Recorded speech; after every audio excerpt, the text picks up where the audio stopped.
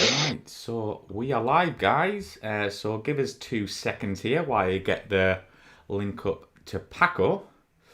But Paco, how are you doing, mate? I'm doing well, Mike. How are you? Yeah, not bad. I know it's Thanksgiving for you guys over there, which I know is a massive deal, isn't it? It is. It's our gluttonous holiday, where we just sort of lay about and eat really large quantities of good food with family. Although less so this year, obviously. Yeah, of course. Yeah, yeah. Right, that link should be with you now, Paco. And let me know if you see that. Okay, yep, Get here it that to is. Okay. myself. Oh, it says the video is unavailable. Available. Let me try again. We've got 4 people in, so it should be 6 people in, so it should be there, Paco. I'll send it again. Bear with us, guys. As you know, it takes a couple of minutes before we can get this thing going, so bear with me. All right. Does that Oh, you work know for what? you? I'm sorry, I was on the previous one. Here it is. All right. There we go. Okay. Right. All right, here we go. So I'm going to get this up on social media, guys, but obviously we're with a favourite of the Aircrew Interview channel, Paco. But yeah, tell us what you've been up to, mate, since the last time we spoke, which was, I think, the last Q&A was December, which is pretty much a year ago. So what have you been up to since then? Yeah, it's been it's been a crazy year. I'm sure it's been the same for everyone. Not a great year for us, for a variety of different reasons. But we're coming to the end of it, so hopefully we'll end with a positive note. Professionally speaking, it's been fine for me. I'm a commercial airline pilot. My industry was very affected by the virus and the economic shutdown. Um, but I spent a lot of time both promoting my current book, Lines of the Sky, and fleshing out and beginning in serious to write the sequel to it. So that's been great, trying to make the best of a difficult year. And how far along are you with the sequel? The outline is completely done, and for me, that's the most important because I really like to work from an outline. And then I'm about 70 pages in of actual writing. Oh, wow, So okay. I don't know, maybe 6 more months or 7 more months of clacking away. Wow, amazing. But Yeah. yeah, as I get started and pushing out this to social media, where can we find you online? I'm sure you have a website, social media, Instagram, Twitter. So where can we find you, Paco? Yeah, I do. Let's see. Probably the one that I check the most, but maybe isn't the best for everyone, is the my Facebook page, Paco Chiecii author. Um, that's where I post most of my stuff and correspond with people who want to talk about the book or Speed Angels. Um, I have Instagram and Twitter at Paco Chiecii on both of those, so I should be pretty easy to get a hold of. Awesome. So Yeah. yeah, for our new followers, since we spoke a year ago, if you can briefly just tell us what you flew in your career, just like a couple of minutes there, Paco, just before the questions come in. Yeah, of course. I can actually, let's see, I can show you. I think that's actually pretty cool. So let's see. Um, Standard Navy guy from the late 80s, early 90s.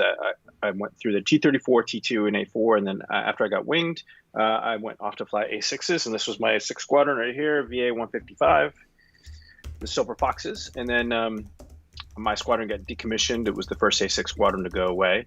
And I was lucky enough to get selected to go fly F-14s. And I ended up here after going to VF 101 on the East Coast, the Grim Reapers, for training.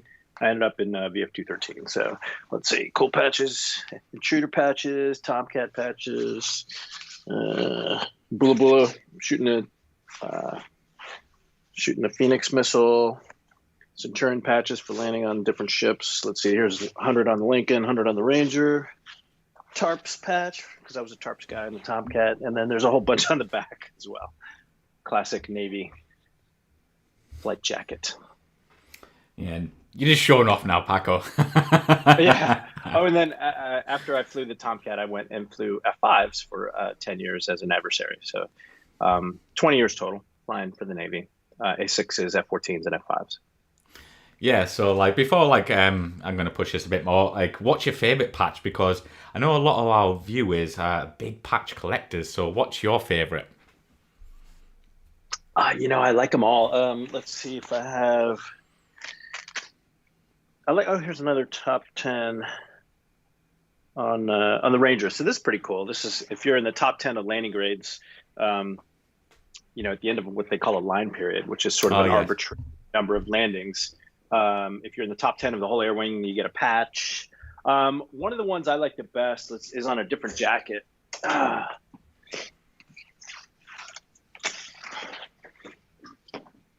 Here, this one's got all three of my squadrons.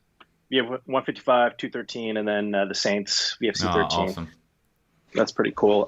This is a cool one because I actually designed this one when I was in the squadron, VA 155, the Dogs 4. I was one of the junior officers, and we were trying to kind of establish an esprit de corps in the junior officer rank. And there was that one, and then this one as well. VA 155, Reborn JO Rabble. So our junior officer corps had sort of gotten depleted right as I was getting there, and there wasn't as much of a camaraderie and esprit de corps, and we were trying to kind of build that up again.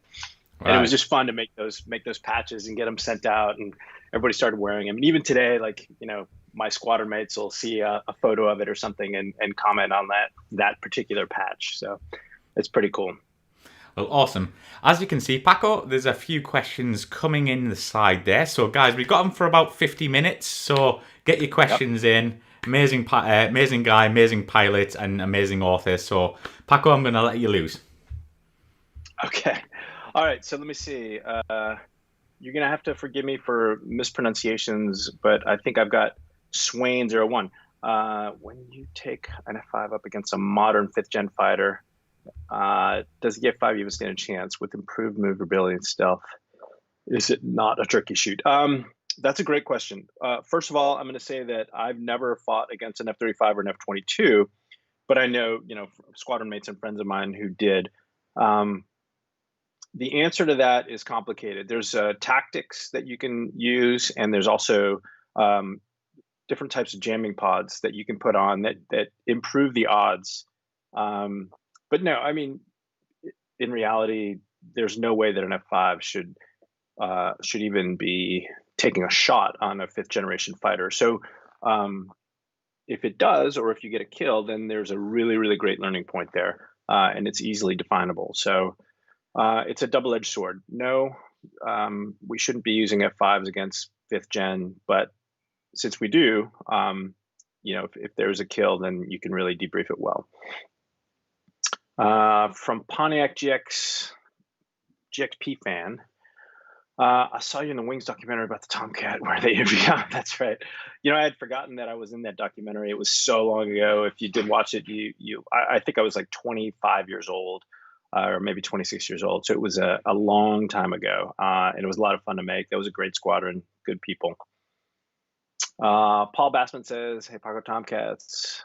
Were the glove vanes operational on a service Tomcat?" Most squadrons, certainly the ones I was in, we just disabled the glove vanes. They were a nuisance more than anything else. So yeah, they were not operational on the majority of Tomcats. Philip Blair says, "Happy Thanksgiving, friends. Gobble gobble." Happy Thanksgiving to you, Philip. Jin Sheng. "Hi, Paco. Loved reading a book and Speed Angels. Can you share with us any memorable DACT stories you did with the F-14 and an F-5? Jin, first of all, I apologize. I'm probably mispronouncing your name, but let's see if my favorite story flying against the F-14 and F-5 is how I like it. I was flying a good friend of mine against a good friend of mine, Popeye Doyle. And I was in an F5, and we were in El Centro, California. This is how I remember it. Popeye tells it differently. But but he was flying an F-14B that was a rag plane. It was totally slick, no tanks and rails. And I was flying an F-5 that had no tanks and rails either. So there's no way that that I should have been able to get a shot on him. He should have been able to take me down pretty quickly because he had just an outstanding airplane with a huge amount of thrust. But we managed to go fairly neutral for a long time. My favorite recollection of that particular engagement was we hit the merge pretty low, not on the deck itself, but pretty close to on the deck. And we were not quite supersonic, but almost there. And we both went pure vertical, and I pulled into him. And then seeing that, obviously he defended and went straight into me. And we had another merge, maybe 7,000 or 8,000 feet above where we had previously merged. And I had just enough airspeed to kind of unload for a few potatoes and then go back up and do a double Immelman. And I'll never forget, like at the top of that, where he, of course, could go up because he had this massive engines, but neither one of us had a lot of airspeed at the very top. And, I was just barely hanging on, stirring the pot, as we call it, with the stick to kind of keep my airplane level and deceive him into thinking that I had enough knots to continue fighting. But we merged and the fight devolved going downhill, and it was a very neutral fight, but it was super fun on a lot of different levels, both physically and intellectually.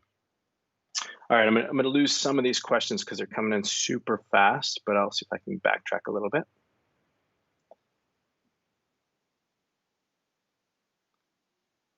All right, Yellow 13. If I heard you right, you were a TARPS guy, yeah.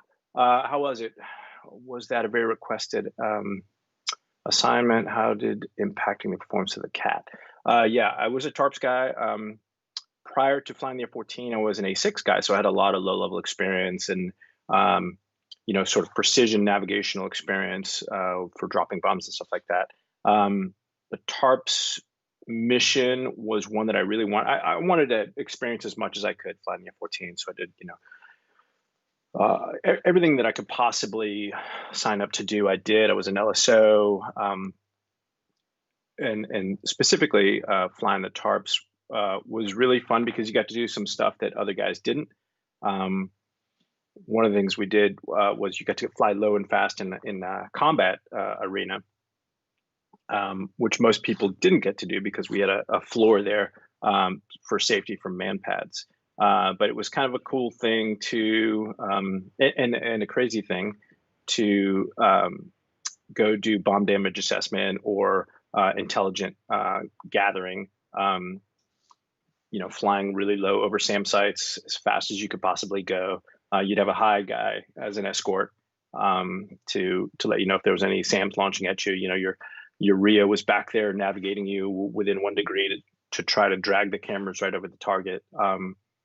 And when I did it, you actually had to fly right back to the ship, land, and a bunch of guys would come out and take the film. It was old film, and run it downstairs. And part of the challenge was to get, you from the time you landed to the time the admiral had a photograph of that intelligence asset that you were out getting. Was supposed to be, some sort of number of minutes, 7 minutes or something like that. It was a fun challenge for everybody involved. The TARPS, we called it the turd because it definitely affected the flying characteristics of the F-14. It was in the tunnel on the aft station. I think it was the aft left station. So it really affected, it was 2,000 pounds as well. So it really affected the CG of the airplane.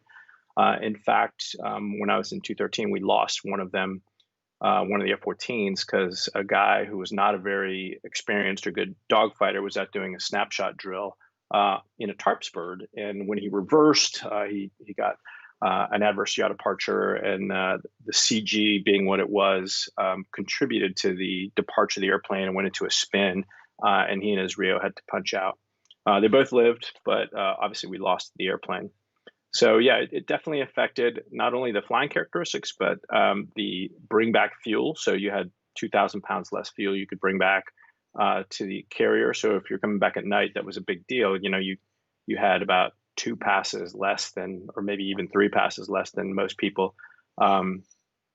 So it was a big factor. You had to really take a lot of different things into consideration and plan ahead and fly your airplane a little bit differently. Steve Lehman asks, strange question this, but did you ever fly tracking or intercept on an SR-71? I did not. The closest I ever came to anything even remotely like that, Steve, was we would fly escort on a U-2 as it was flying along the parallel in Iraq in the southern no-fly zone. And it's the opposite of the SR-71, right? Super, super slow airplane, very high, and we would have to maintain tactical airspeed. So we would zigzag back and forth at 350 knots or so while the U-2 puttered above us at 0.67 Mach or whatever their slow airspeed is.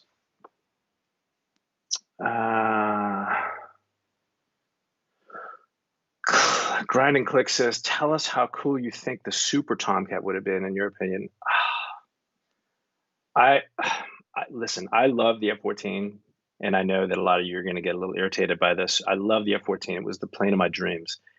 But the modern airplanes that we have now are so much better than the Tomcat. Even the F-35, there's things about the F-35 that bug me. And certainly the Navy version, it doesn't have an internal gun. It's only got one engine, although it's a fantastic engine. But it's different. The world of aerial warfare has changed. It's not what it used to be. And the Tomcat, survivability is the big issue, right? The Tomcat would, in today's day and age, not be survivable. It was not in any way stealth. It was super fast, and that was kind of its only asset other than the Phoenix. So I think something like the Tomcat 21 or the Super Tomcat, while being nostalgically great, probably wouldn't be the plane that you think it is today in comparison to like the F-22. Combat Aviation is, hey man, how you doing? Can you talk about the movie Speed Angels and the videos you shared with me? Oh, sure. So I recently converted all of what's called our B-roll, the footage that we took in the background from the movie Speed Angels into a digital format. And I've been slowly going through, we've got about 40 hours worth of footage. And I've been going through all of that and plucking some really cool flying scenes out and sharing them on social media and with combat aviationists. So you should expect to see more of that. It's just fun. It's beautiful to see the F-14 flying around in HD and sort of in an unfiltered way. I've got a ton of great footage, F-14s and F-5s, and there'll be more of that coming out over the course of the next 12 months or so. Jin, in BFM, when flying the F-14, how do you keep a tally on your bandit post-merge when you go high up in the vertical? That's a great question. So there's two answers. Actually, there's three answers to that. One, you just turn your head. The fighter cockpits are designed such that visibility is a maximum. The F-14 cockpit came down to about, I don't know, my mid upper arm. So just with the slightest twitch of the stick, you could look down to the earth, and you could look all over. It was a great visibility cockpit. Two, you got a Rio in the back, and if you were flying in an environment where you didn't think you'd be able to keep a tally on a bandit, or if you had a multi-bandit environment, you could tell the Rio, look, I'm gonna padlock this guy, you padlock the other guy, and that means do not lose sight of him. And three, there's this sort of sense in the aerial ballet of BFM that where somebody's going.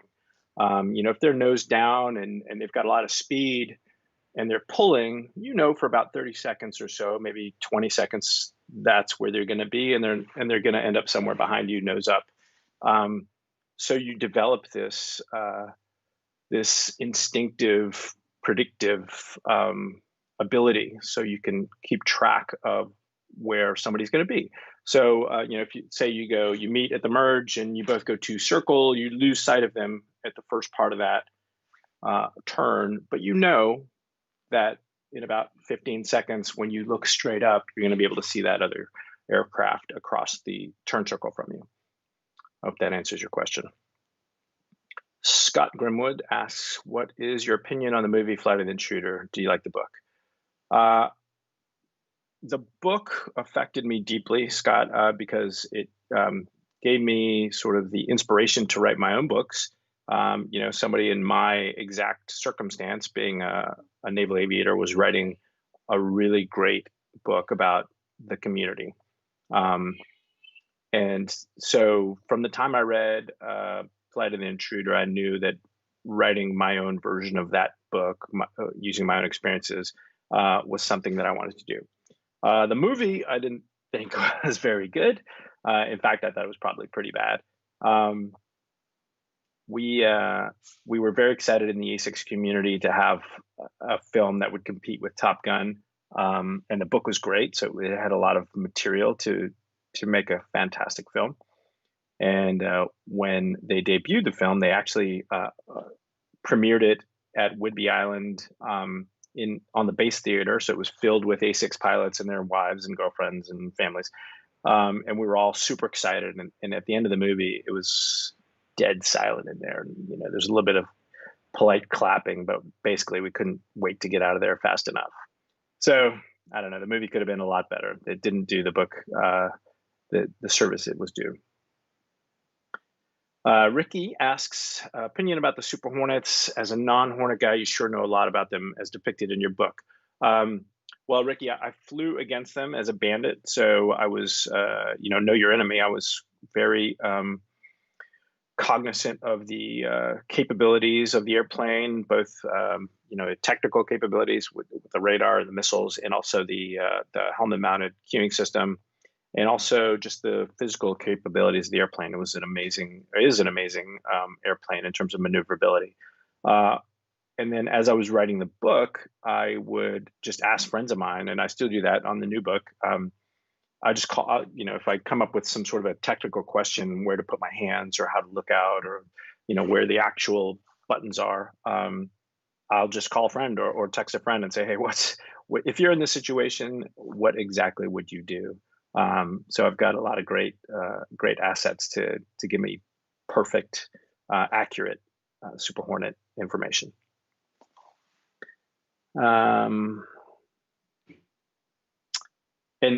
Ricky, just to finish that up, as a non-Super Hornet guy, I think the Super Hornet, what it is a fantastic airplane. It's not fast enough, but it really doesn't need to be. It's got really incredible, almost fifth generation radar, the helmet mounted cueing system. The way they integrate that airplane with other airplanes is the introduction to the way fifth generation fighters rule the air. It's difficult to get into that without sort of speaking at a classified level, but the integration of the battlefield between the aircraft is one of the things that really takes the Super Hornet and elevates it from just a fighter plane to a dominating platform. All right, let's see. Pontiac asks, the skipper at that time was Mike Flex Galpin. Yeah. So are both backseaters.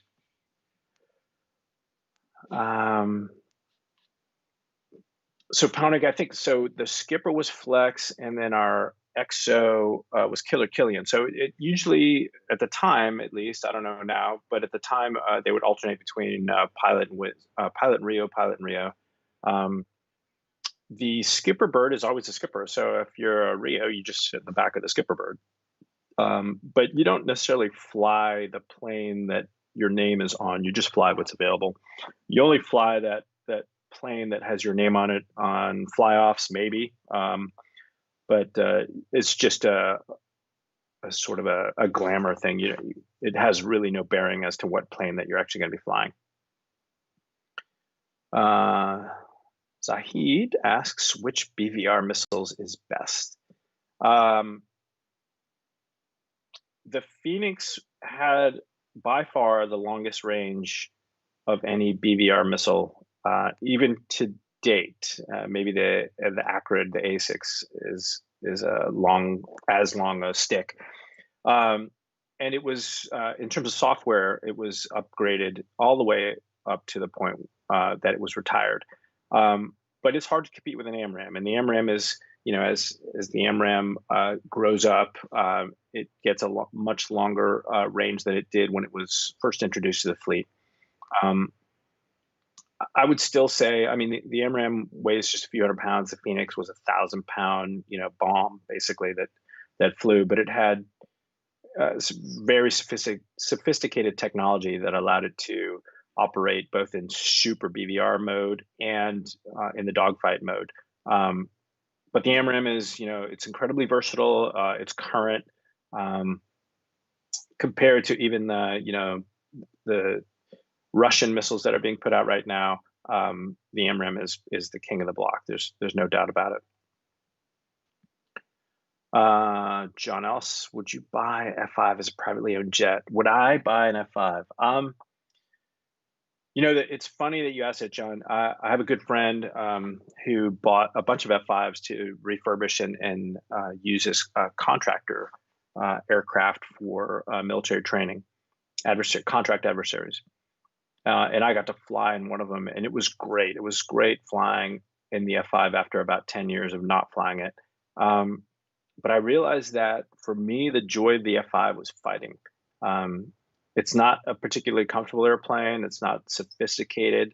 It doesn't go very far. But as an adversary platform, it was just fantastic. It was super fun. It was fun flying it in that role. It was fun being in the squadron with those guys and flying with them. So if I could be an adversary, then I would buy one. If I could go fight it, I would definitely do that. But just to buy and go fly around, I think your money would be better spent elsewhere. Granite Click asks, will I take my kids to see the new Top Gun? Absolutely. I have two really good friends who worked as liaisons from the Navy to Paramount Pictures on that film. Both great guys, really stand-up naval aviators who held the line as to the death almost against some of the cheesier things that Paramount tried to bring forth. And they both say that they think it's going to be a really great movie.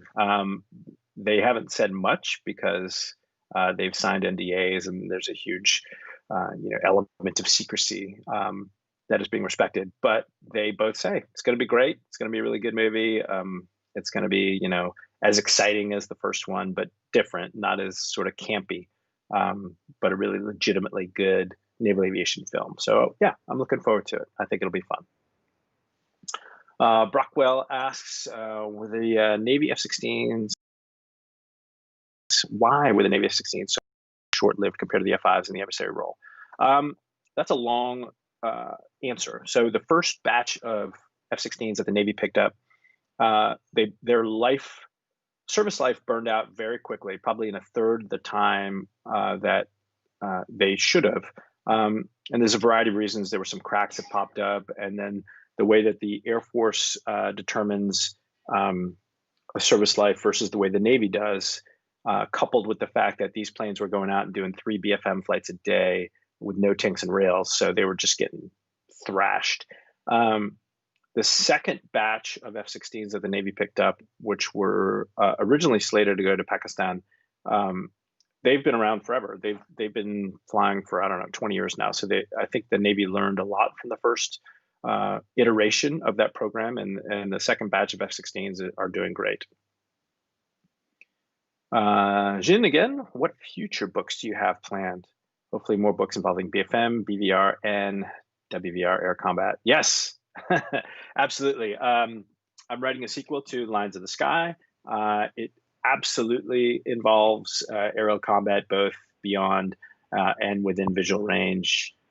People get shot down that you wouldn't think would get shot down, and there's going to be an F-14 in it, some F-14s flying, so obviously it involves Iran. But yeah, it's all the flying scenes I've got. I'm very excited about, and excited to share them with you. I think you're going to enjoy it. Chuck asks, I've heard on the deck a lot. What does that mean exactly? On the deck just means you're on the ground. Airborne obviously is airborne. On the deck means you're either on an aircraft carrier deck or on a runway at land, on land. Over the beach is Navy nomenclature for overland. And feet wet and feet dry are pretty self-explanatory. What is your most memorable low-level mission in the A6? Oh man, I have a bunch. Jin, I don't know. I mean, we flew it every day. So what we used to do out in Whidbey Island, and for those of you that don't know, the A6 was based up in northwest of the United States, in the state of Washington, where there's a phenomenal mountain range called the Cascades. And we had a number of different low-level routes that would take us to our target area, which was in Boardman, Oregon, just across the border. And we would fly. I mean, there were tons of different low levels that all culminated at the target area. And then on the way home, once we were done, if it was a nice day, we could fly probably one of the most gorgeous low levels on planet Earth, VR 1355, right through the Cascades, over lakes, over mountains, ridgeline crossings, glacier peaks. It was spectacular. So if I had to just recall one as my favorite, I would say VR 1355 up through the Cascades from Boardman, Oregon, all the way up to Whidbey Island was the most memorable. And yes, we were very low. Oh, Chuck, were you asking about that, flying on the deck? Yes. If you're flying and you're on the deck, yeah, you're, low level, 100 feet or less. John Ellis asked, F-16Ns had too much performance and developed cracks. Yeah, you're answering that question as well. It wasn't just that, John. It was a lot of it was the way the bookkeeping was done. So that evolved along with the airplane. Emmanuel Ponce asks, reverse firing missiles, armed landing gear. I don't even know what that means. So you might want to re-ask that question. Philip Blair, what experiences did you sharing airspace with any UFOs? I'm thinking of USN pilots like Chad Underwood and David Fravor, among others. Philip, I've never experienced any UFO. I've never had any encounters, but I did write. I broke. David Fravor is a good friend of mine. We were squadron mates in VA 145, and we cruised together. So I've known him for a long time. And his story, I wrote an article called "There I Was: The X-Files Edition." So if you just Google that, that's the first article that was ever written about Dave's UFO experience. There's a lot of detail in there, straight out of the investigation, and it's crazy. I mean, it's an amazing story. It's the only one I know of personally. Obviously, there's stuff that happened on the East Coast, but I don't know any of those guys, so I don't have any inside information. But Dave's is incredible. Again, if you want to get the details on that, it's just Google "There I Was: The X-Files Edition," and that'll give you everything you ever wanted to know about Dave Fravor's UFO encounter.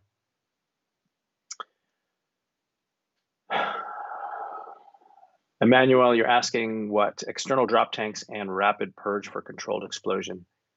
I don't understand what those words mean. Jin says, what were the challenges simulating the MiG-29 and Su-27 with the F-5? Well, obviously, the most obvious was the performance. So the F-5 is a 0.67 to 1 thrust ratio, and both those airplanes are well over, well, not well over, but they're over 1 to 1. So just the raw performance of the Soviet era airplanes was impossible for the F-5 to simulate. But we were able to overcome that with Soviet tactics. So we would fly the plane the way that, or the Russian tactics really. We would fly the plane in the fashion that the Russians learned to fly their airplane, both BVR in terms of the way we set up, and then where we would the way we would perform our intercepts. And then, as much as possible, we would simulate the missiles that we had on board. When we would take our BVR missiles, we would use the nomenclature for the AA-10 or the AA-11, and try to give the blue fighters sort of the sense of where we were on our missile shooting timelines. It's difficult. You couldn't really simulate in any real way the performance of the airplanes, but the way that the airplanes were flown, we did that as much as possible. Let's see, Philip, I think I already answered your question. KLR GT 500KR, man, that is a long and complicated name there. You have talked about your flights against the Eagle, especially at high altitude when you fought them in the F-14A. What is your most memorable flight of the F-14A against the F-15, especially if you won it? I didn't have, so I flew against the F-15 mostly in the F-5, and it was a Strike Eagle. It wasn't a Charlie. And I remember that, we did just fine, although at high altitudes it was incredibly difficult to fight against even an Strike Eagle against an F-5. My stories about flying the Tomcat against F-15s were they were from other folks. In terms of putting the flaps down, you could do that. It was a huge risk because if you pulled more than 2 Gs, you were probably going to break the torque tubes on the flaps. So then you would have to, you had a long way back at 250 knots, so you could run out of gas. So there was all kinds of different threats to flying super aggressively against Strike Eagles up high. You could bring your wings out, come out of auto in the wings and then bring them all the way forward on the lever.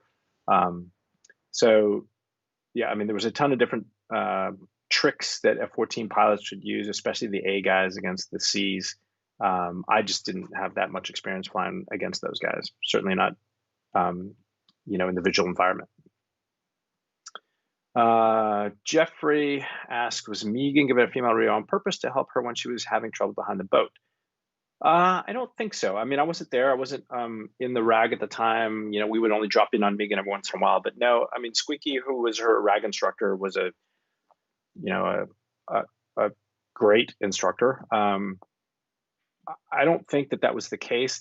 It's not something that would have been done by design. I think usually the way pilots and Rios are matched up to go to the boat in the training command is by personality type. So, you just take whoever's going to get along best with their pilot or Rio and just, mash them together. And you only live together in that environment for about a month to 6 weeks or so.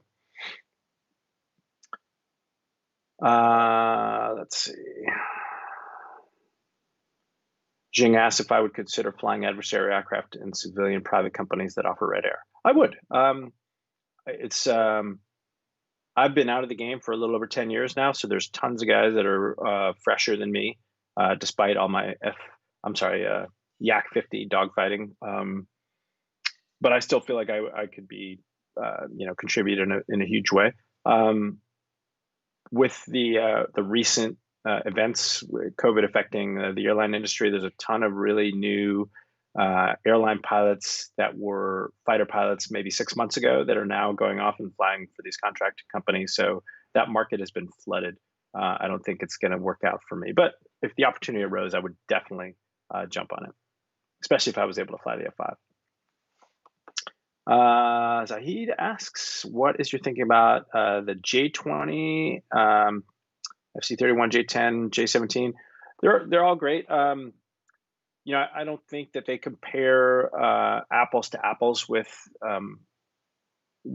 the American product, and there's a variety of reasons for that.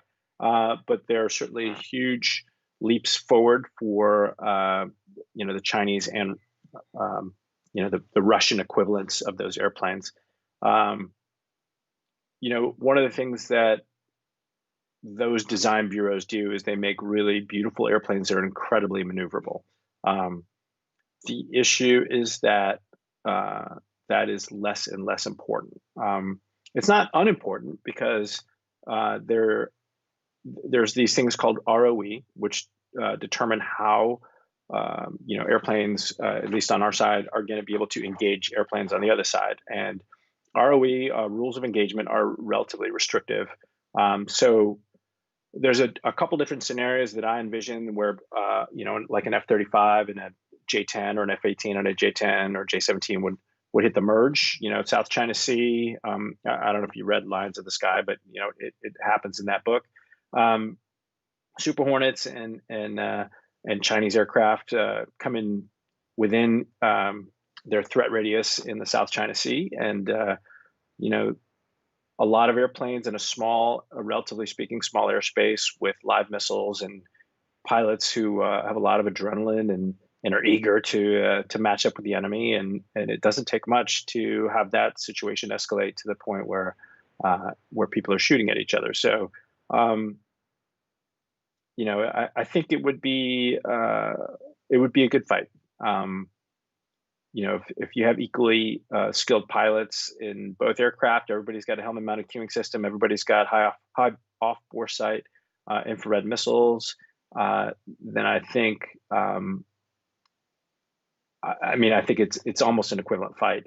The issue is that in the real world, that you don't really ever get there, and the Russian prototype airplanes are going to be at a disadvantage prior to the merge. L'Italia migliore. Okay, yes, I agree. Diana, how are you? What are the names of your books? Your author name is not in the description of this vid. Only says Paco 3. Thank you. Sure. All right. That's a nice opportunity to plug the book.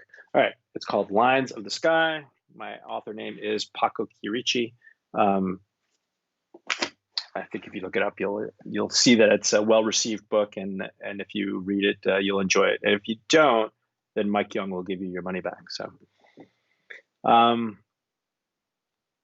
Emmanuel asks, any leads on books that cover the dynamics of flight with INS only and the body's limitation? I plan on learning by HUD numbers only.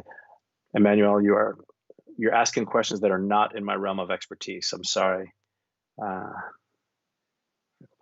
What is the biggest difference in performance between the F-14A, B, and D versions? The Freckle Punny asks what the biggest difference is between all the Tomcat variants. And by far, the biggest difference was the engines. So the F-14A had the TF-30 engines, serviceable but relatively unreliable Pratt & Whitney engines. The B and D versions had the GE F-110s, which were like having a third TF-30. So it was a 33% boost in power.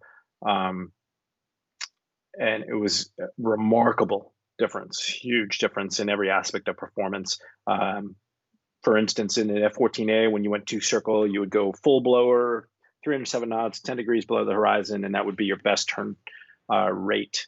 And it was the same numbers in the B and D, but if you went full blower, you would go too fast. You wouldn't be able to hold either the proper G or the proper airspeed. So you'd have to come out of blower or to minimum blower. Remarkable airplane in terms of the engines. The D variant had upgraded radar, avionics, HUD, everything you could ask for. It was definitely a 4th gen fighter. In terms of comparison with the A, it was almost not even the same airplane. It looked the same, but internally, it was a massive upgrade.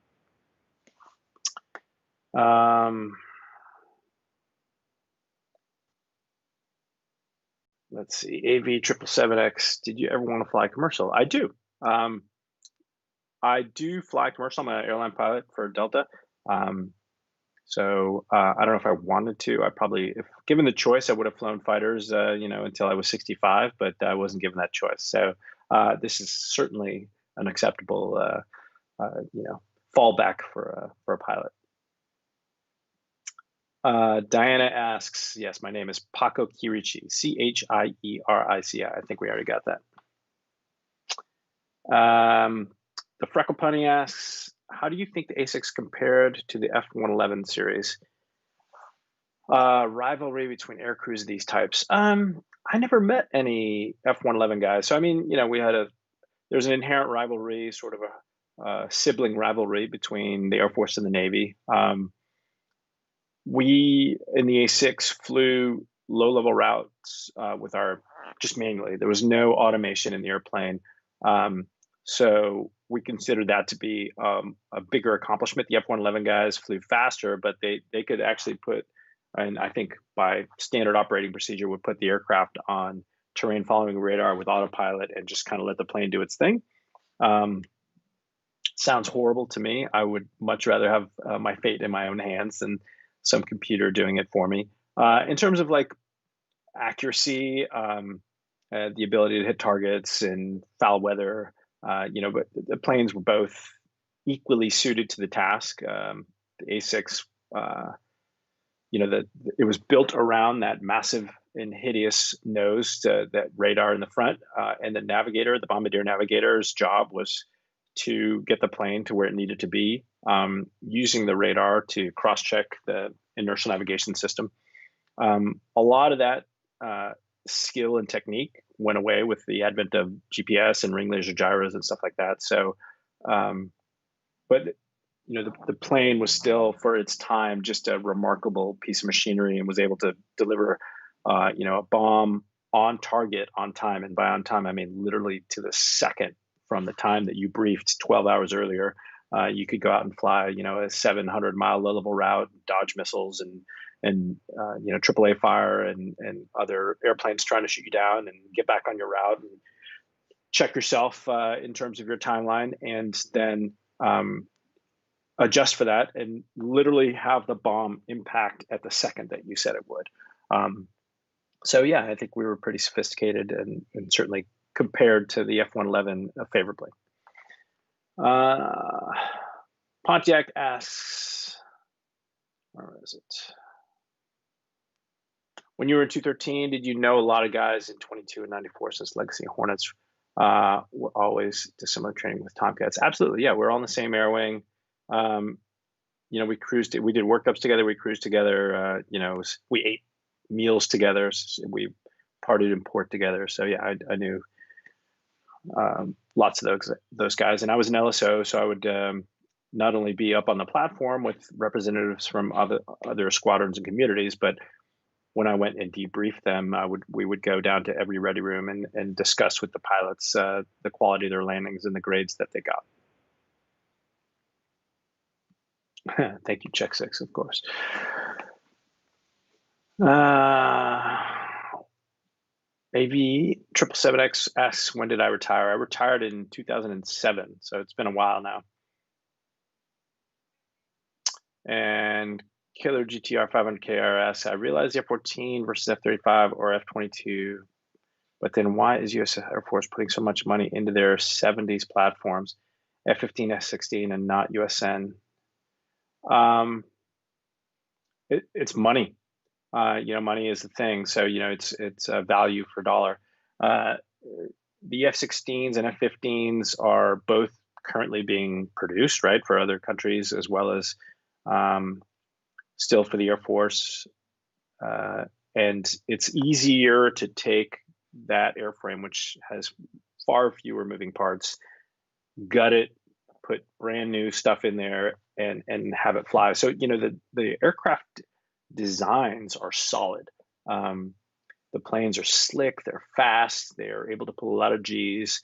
And so you can take that, essentially that shell of a really solid design, and gut it out, put new engines, new avionics, new,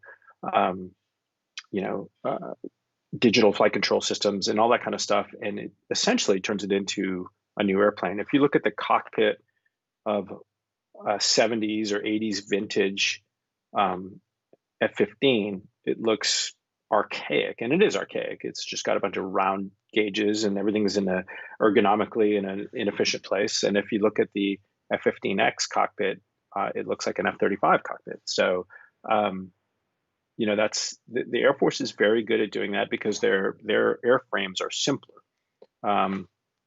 Even the Super Hornets airframe, which is much simpler than the Tomcats, is more complex than any Air Force airplane because it has to land on a ship. So it's much more rugged, and it's less amenable to being gutted and rebuilt. I hope that brief answer is enough to answer your question. Jin asks, can you take us through how you would do a rudder reversal maneuver in the F5? Sure, it's the same as I did. It was actually more fun, Jin, in the Tomcat, because the Tomcat being a big flat body would do it better for me. But the way I did it in both the Tomcat and the F5, I'd be going uphill, maybe about 280 knots or so. You would cross control the airplane. So, it's still at full power because you don't want to stall the TF-30 engines, but cross control the airplane, and then, which means that, you're pushing the rudder in the direction that you wanted to rotate.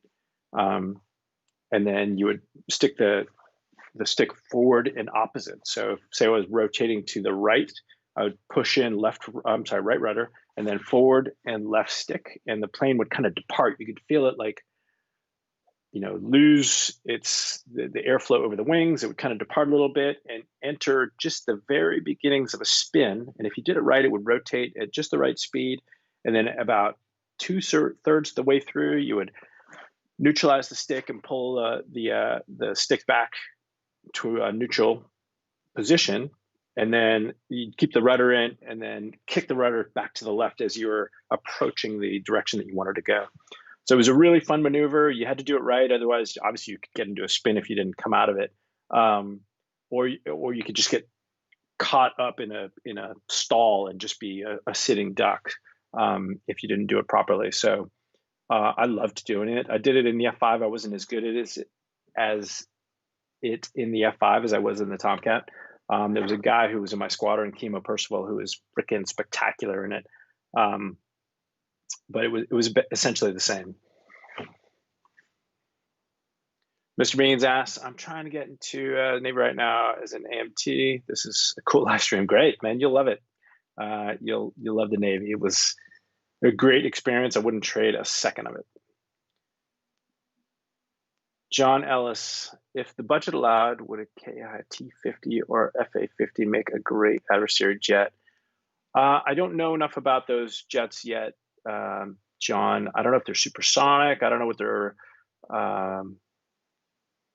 their sortie generation rate is. There's a bunch of different questions that you'd have to answer, and how expensive they are to operate. You want your adversaries to be relatively inexpensive.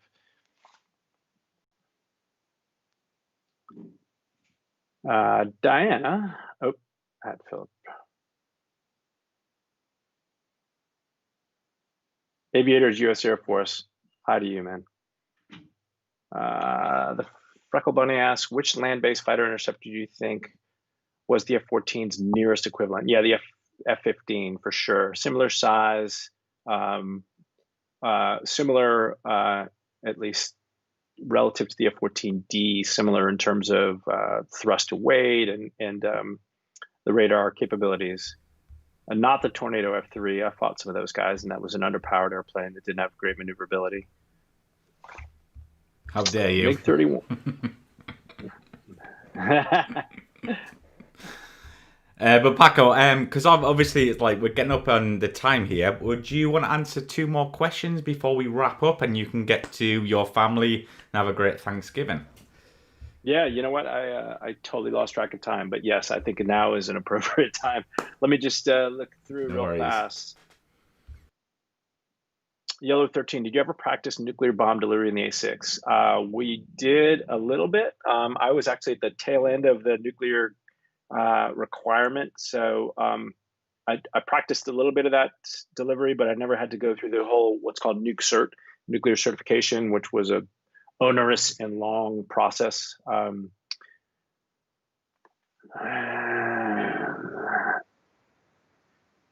Let's see. Boy, a lot of A6 questions. Let me see if I can answer one last one. Freckle Bunny says, do you think it a pity the F-15, F-18, F-12 do not have built-in passive detection systems the way the F-14 does with its TCS? I guess the F-35 is well served in this regard.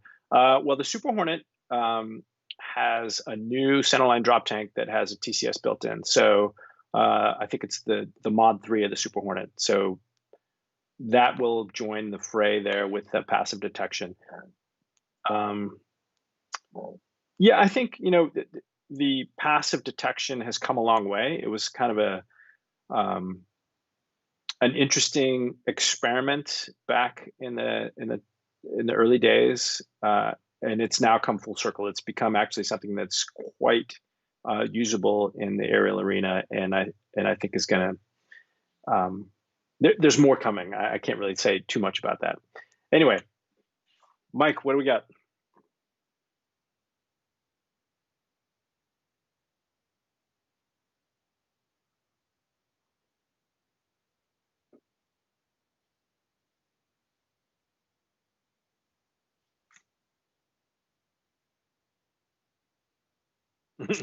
Absolutely. The book is available. Probably the easiest place to get it is on Amazon. You can get it either an audiobook, Kindle, hardback, or paperback.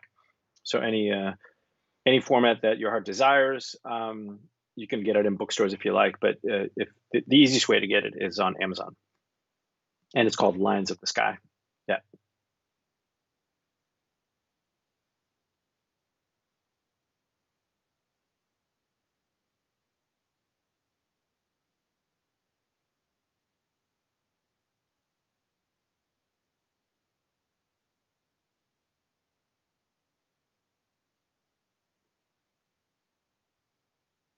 Yeah, it's my pleasure. Thanks for having me. I appreciate being a part of this community.